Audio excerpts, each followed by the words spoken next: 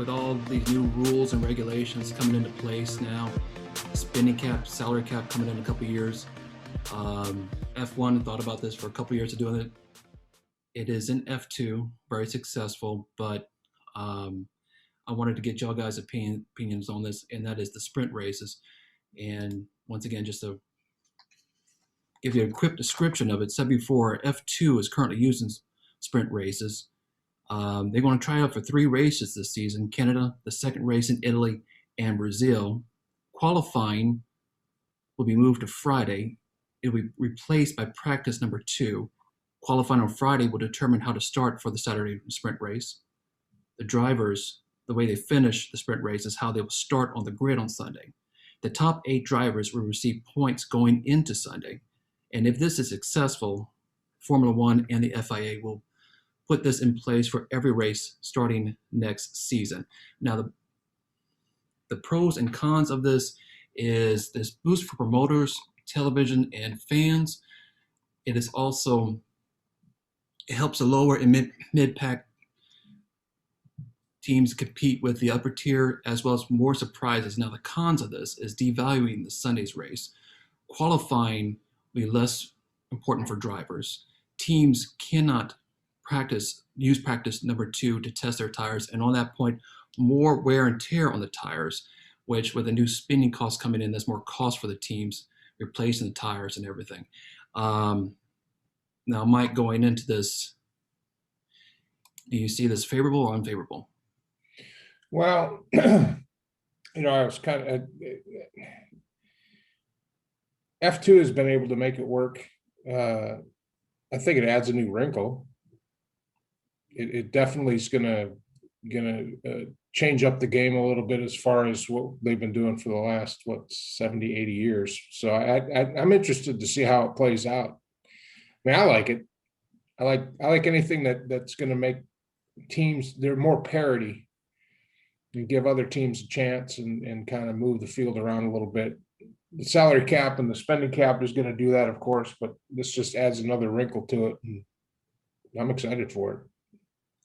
Well, it definitely does. I mean, honestly, this is the second most watched sport in the world. And to your point, it's just like they've been around for 70 years. Why mess up a good thing? But to bring in new fans, probably fans from the United States, possibly. We talked about that last week with Haas. But I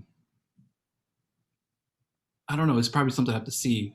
We said before, they're going to try for 3 races, starting in Canada, and that's going to be on June the 12th.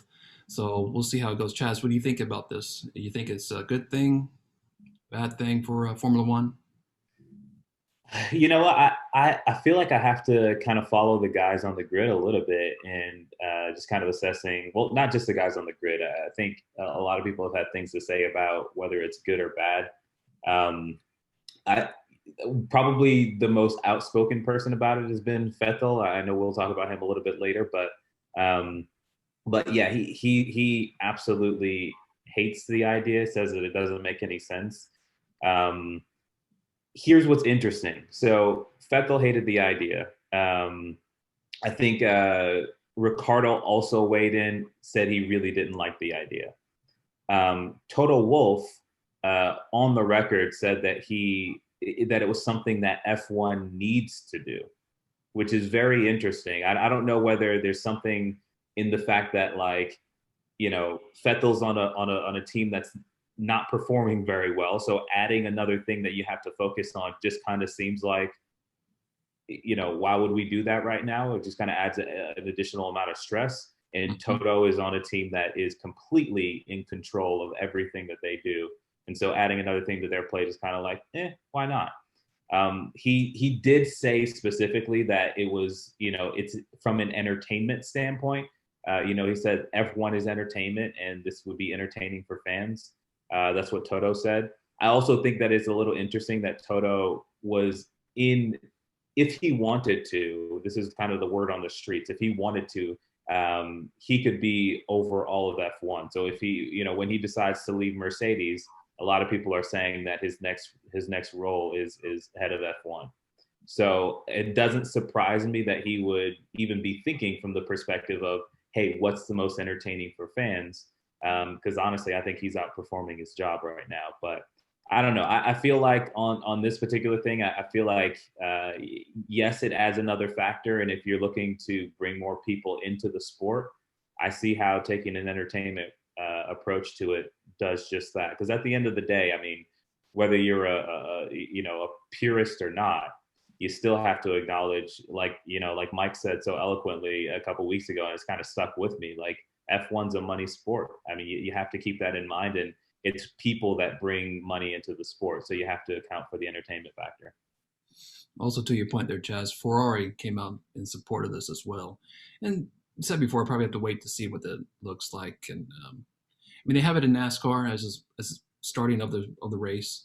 It's very successful there, but we have to wait and see. But I actually want to come into another point to throw a little curveball to the. But before we move on, another thing that just watching the evolution of F1 and just recently in the last couple of years going back and watching all those old films from the 60s and the 70s and the 80s, the cars now have kind of outgrown the tracks. So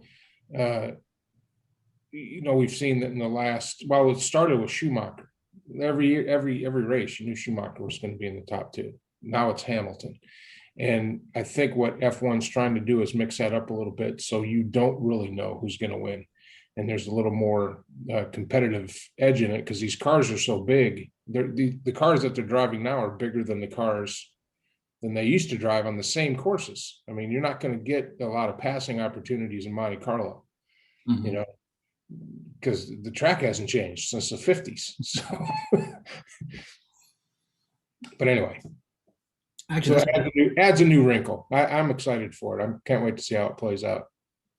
Actually, that is a very good segue because I was going to ask you guys, minus the late 2000s, but last 20, 25 years, whenever a power unit or redesign comes out, there's a team that stands out that's dominant. We get, as you said, Schumacher. You had Vettel back in early 2010s. You had Lewis Hamilton the last few years. With all these new rules, spinning caps, sprint races, all this information, do you see a dominant team, or do you see separate winners from year to year, at least for the next few years? Mike? I see a shift to more of a driver talent based outcome as opposed to a machine based outcome. Not taking anything away from Hamilton, but you threw George Russell in his car for one race and he was in the top three. And he probably would have won, but I think there were some shenanigans. I'm sure that will be handled in the documentary that's coming out on Netflix, because that race pissed me off because he should have won that race. Mm-hmm. But I think the thought process and what happened to George was that if he wins the race, then it's going to show what everybody kind of feels. The Hamilton, a talented driver, is winning probably 80% on his talent and 25 to 30% on the vehicle that's the class of the field that no other car can stand up to. So you throw any driver into that car with talent, and they're going to be in the top half of the they're going to be in the top half of the finish. So I think when you take the technology and make it more even, then the individual driver's talent is going to be more of a deciding factor, not just the machine they're in. Well, I was going to give you my take, but I want to get Chaz as the Lewis Hamilton fan, Mercedes guy, of what you just said there. What do you think about that, Chaz? I think it doesn't really add up. I think Mike's kind of right on that part. Like, it doesn't really add up that. Well, I'll say this. I was going to say that it doesn't add up that he was able to do so well in that car, but I guess the point that Mike was making is actually that it does add up, right? Like it's the car that is extraordinary. I would say, it's true to some extent, to a lot of extent actually, but I would also kind of factor in, our second driver who has. I mean, he's put in some dominant performances as well. He's done very well. Bottas, obviously, I'm talking about. But I think it's really been like the consistency piece for Hamilton. That, I mean, he's been, he's found a way to consistently, not, it's also not crashing your car, right? So you can have the fastest car there is, but I mean, if you're not making good decisions, if you're pulling Max Verstappen's, and just kind of like taking the risk where there doesn't need to be, and or not managing your tires well. I mean, it's not like he's done this without controversy or without any sort of like challenges. It's an inside joke between me and some other friends that Lewis is always complaining about his tires, and I don't know what's actually real, like whether he just really has an issue with his tires, or he's just always like, guys, my tires are shot. Like, I don't know. I think he just likes being stressed.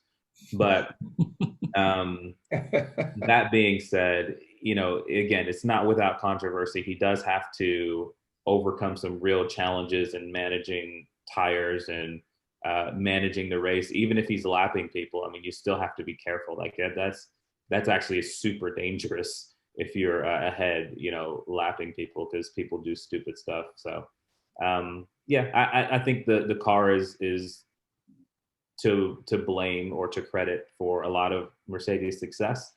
And I think that it'll be extremely interesting to see how, evening the playing field from both a financial standpoint and from a car standpoint changes the field. But I think I said a couple weeks ago, I still feel like the better teams are going to come out on top because they'll just have better processes.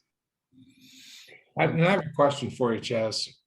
Take Lewis Hamilton and stick him in a Williams car. Does he have the same success? So stick Lewis Hamilton in. So let's say, let's kind of back it up and say he's not Lewis Hamilton, right? Because obviously, like, we know who he is. So what happens is exactly what happened with like Charles Leclerc, for example, where his performances weren't extraordinary, but everyone just knew that guy, like that kid is amazing. You know what I mean? Like what he's doing versus like that car is just unbelievable. And so a lot of the assessing of like how good a driver, like an individual driver is, really is how, as far as like team principles, when they're looking at, who's a good driver and other drivers are looking at who's a good driver and who's not, they're really looking at the performance of the driver relative to the car, like what the car is capable of, right? Is the person outperforming their car? And I think that Lewis Hamilton outperforms every car that you put him in. Well, honestly, but do you think he would have the success in a No, Williams? absolutely not. Well, which is my point. I'm not taking anything away from Lewis as a driver. He's going to go down in history as one of the greatest F1 drivers ever to take a seat. And the fact that he was able to get with a team that cannot not only that he could use his skills to the greatest potential, but they put him in a machine that he was able to manipulate to such great success. But I think you're right. I think a good driver is going to make any machine that he gets into perform that it's at its top. You take a great driver and you stick him in a superior machine that he can make perform to its top potential, and that's. But it's the same in every sport, though, right? Like if you're really good, you get the privilege of playing on the best teams, right? Like if you're really good, absolutely. You get to play on the Yankees. You get to play on, with the Lakers. Like you get to, right? And so, I think they. No, I'm not. I know for a fact they would have finished with points with Lewis Hamilton as a driver. Oh, and I agree with that. Probably not winning every single race. It's not like win anything. I mean, even this year, I was watching some races. In halfway through the race, it's like, well, they're talking about who's going to come in third and fourth because they already know who's going to win. It's Hamilton because he's 17 seconds ahead of the field and just kind of cruising with 20 laps left, And they're making comments like, as long as he doesn't crash, right. He's not even getting pressured. I mean, a couple of races he got challenges are just different. Right, like his challenges aren't really. I mean, because look, and this is a real thing, even though it's like a different challenge. But mid-season, Mercedes was really struggling with their tires last year. Yeah, yeah. They were just kind of like, what the heck? Like, they were really struggling with their tires. And as funny as it sounds, the reason why they were struggling with their tires is because their engineering is so good.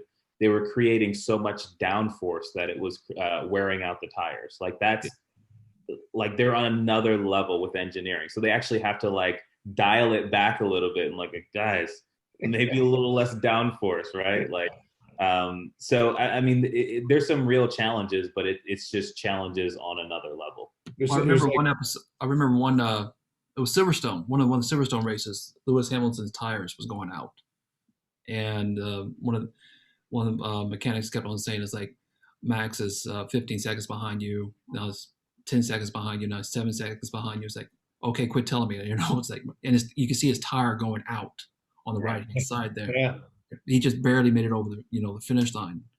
But I want to go back to that point, Chaz. Do you see a dominant team going forward, or do you see like individual championships going forward, at least in the next few years with everything? Oh, I get what you're saying. You're saying like that, will it kind of jump around from Right. team to team? Just like the late 2000s, you saw multiple champions that during that time.